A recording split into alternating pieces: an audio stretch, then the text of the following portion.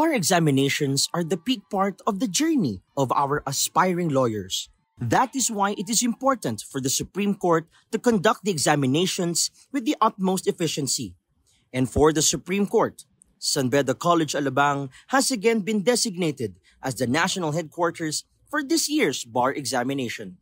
The repeat staging of SBCA as the NHQ will not only duplicate the previous accomplishment but eventually perfect the conduct of the bar examinations. Ito ang pahayag ni Supreme Court Associate Justice Mario V. Lopez nang napirmahan ang agreement ng Korte Suprema at ng SBCA.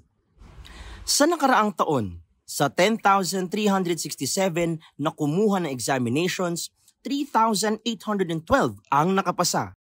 Sa mga nakapasa, 176 na ang bagong Bedan lawyers mula sa San Beda College Alabang School of Law. At ngayong taon, 10,483 na ang kukuha ng bar examination.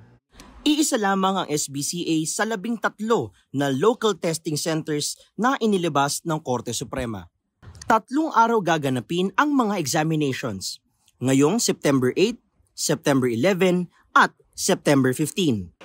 Overwhelming support can be felt right outside Alabang Hills Village as friends, family, colleagues cheer on the examinees as they take on the first day of the bar exams. Good luck everyone! Kayang-kaya nyo yan, ating mga bar takers from San Beda College Alabang School of Law. Alam namin na lahat ng to, maaabot nyo ang ATTY, kaya naman tuloy lang ang laban, laban ng Alabang!